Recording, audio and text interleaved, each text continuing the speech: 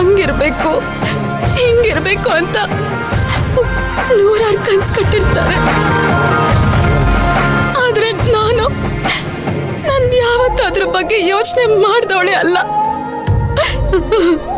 ನನ್ ಮನೆ ಪರಿಸ್ಥಿತಿ, ನನ್ ಕುಟುಂಬ, ನನ್ನವ್ರಿಗೋಸ್ಕರ ದುಡಿಬೇಕು ಅನ್ನೋ ದೃಢ ನಿರ್ಧಾರ ಬರೀ ಇದೆ ನನ್ ಮನ್ಸೆಲ್ಲ ತುಂಬೋಗಿತ್ತು. ಆದ್ರೆ ನೀವು ಆಗ ನನ್ ಪಾಲನ್ ರಾಜ್ಕುಮಾರನ್ ತರ ಬಂದ್ರಿ. ನಾನು ಹಳ್ಳಿಯಿಂದ ಬಂದಿದ್ದೀನಿ.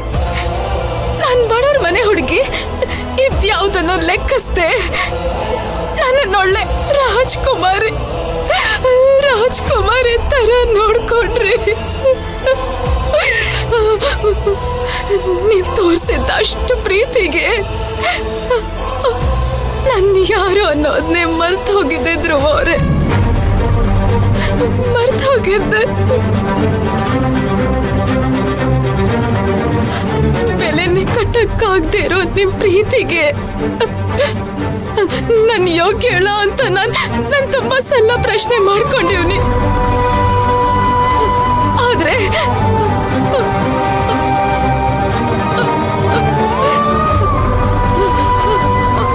ಯಾರಿಗೋ ಸಿಗದೆ ಇರೋಂತ ಹುಡುಗ ನನಗ್ ಸಿಕ್ಕವನೆ ಅಂತ ನನ್ ಬೋ ಗೌರವ, ನನ್ ಬೋ ಖುಷಿನೂ ಪಟ್ಟಿವ್ನಿ. ಮದ್ವೆಗ್ ಮುಂಚೆನೆ ಇಷ್ಟು ಪ್ರೀತಿ ತೋರಿಸ್ತಿರೋರು ಮದ್ವೆ ಆಗಿ ನಿಮ್ ಹೆಂಡತಿ ಆದ್ಮೇಲೆ ಇನ್ನೆಷ್ಟು ಪ್ರೀತಿ ತೋರಿಸ್ತಾರೋ, ನಮ್ ಮುಂದಿನ ಸಂಸಾರ ಇನ್ ಹೇಗೆಲ್ಲ ಇರುತ್ತೋ ಅಂತ ನನ್ ಮನ್ಸಲ್ಲೇ ಕೋಟೆ ಕಟ್ಕೊಂಡ್ಬಿಟ್ಟಿದ್ದೆ. ಯಾರ ದೃಷ್ಟಿ ಬಿತ್ತೋ ಇಲ್ಲ ನನ್ ದೃಷ್ಟಿನೇ ಬಿತ್ತು. ನನ್ ಕಟ್ಟಿದ ಕೋಟೆ ಎಲ್ಲ ಒಂದೇ ಸಮ ನೆಲ ಸಮ ಆಗೋಯ್ತು.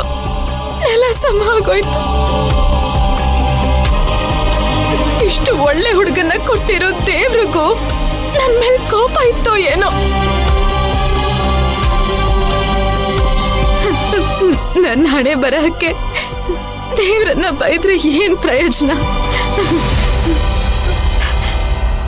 ಈ ಜನ್ಮದಲ್ಲಿ ನನಗ್ ನಿಮ್ ಜೊತೆ ಬಾಳೋ ಅದೃಷ್ಟ ಇಲ್ಲ ಅಷ್ಟೆ. ನೀವ್ ನನ್ ಜೊತೆ ಇಲ್ಲ ಅಂದ್ಮೇಲೆ ನಿಮ್ ನೆನಪುಗಳು ನನ್ ಜೊತೆ ಇರಬಾರ್ದು ಅಷ್ಟೇ ಧ್ರುವ ಅವ್ರೆ, ಅಷ್ಟೇ.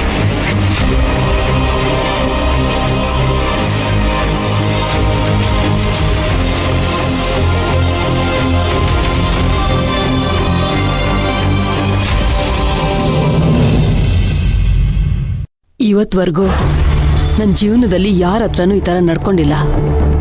ಮಕ್ಕಳು ಅಂತ ಬಂದಾಗ ತಾಯಿನೇ ತನ್ನ ಮಕ್ಕಳನ್ನ ಯಾವ ತೊಂದರೆಗೆ ಸಿಕ್ಸೋಕ್ಕೂ ಇಷ್ಟಪಡಲ್ಲ.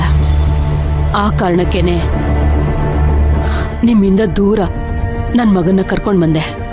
ಹೇಗೋ ಕಷ್ಟಪಟ್ಟು ಅವನ ಮನಸ್ಸನ್ನ ಬದಲಾಯಿಸಿದ್ದೀನಿ.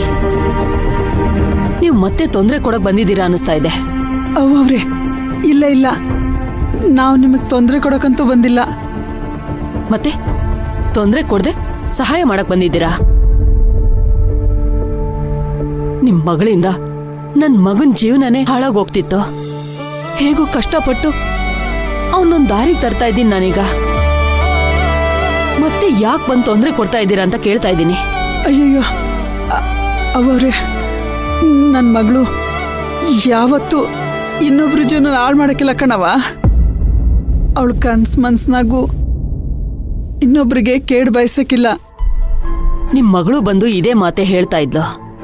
ಈಗ ನೀವು ಇದನ್ನೇ ಹೇಳೋಕ್ ಬಂದಿದ್ದೀರಾ? ದಯವಿಟ್ಟು ಹಂಗನ್ಬೇಡ್ರಿ ಕಣ್ರವ.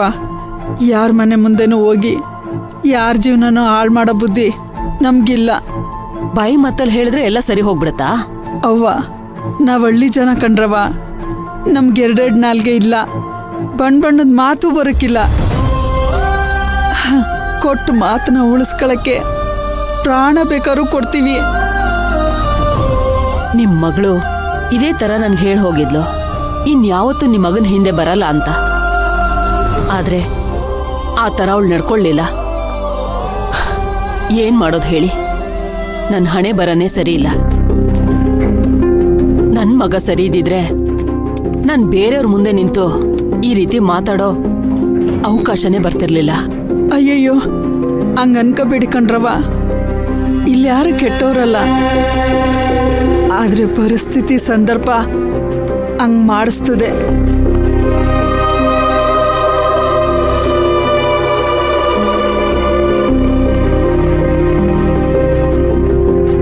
ನೋಡಿ, ಗರ್ಭಿಣಿ ಆಗಿರೋ ನಿಮ್ ಮಗಳು ನನ್ ಮಗನ ಮದುವೆ ಮಾಡ್ಕೋಬೇಕು ಅಂತ ಹಿಂದೆ ಬಿದ್ದಿದ್ದಾಳಲ್ಲ, ಇದು ಸರಿನಾ? ನೀವೇ ಹೇಳಿ. ನಿಮ್ಗೂ ಒಬ್ಬ ಮಗ ಇದ್ದಾನೆ, ಅವನು ಇದೇ ತರ ಕೆಲಸ ಮಾಡಿದ್ರೆ ನೀವು ಸುಮ್ಮನೆ ಇರ್ತಿದ್ರಾ?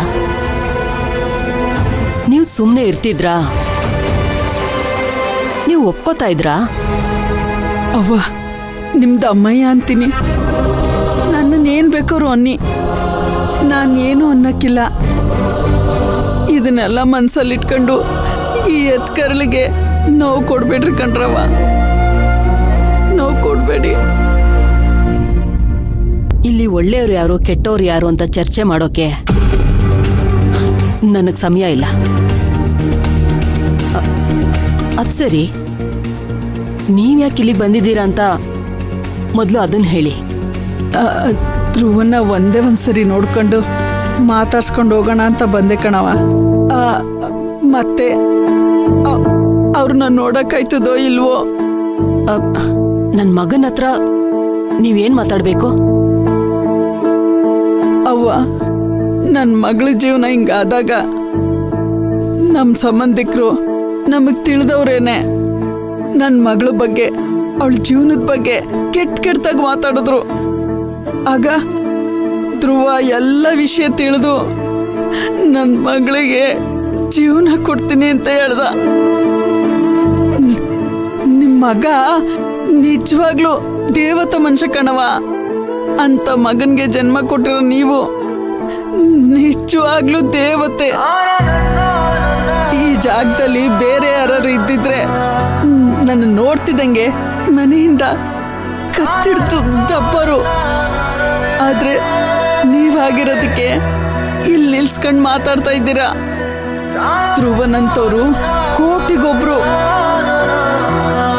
ಅವನ್ನ ಒಂದೇ ಒಂದ್ ಕಿತ್ತ ನೋಡ್ಕೊಂಡು ಮಾತಾಡ್ಸ್ಕೊಂಡು ಹೋಗೋಣ ಅನ್ನೋದ್ ಬಿಟ್ರೆ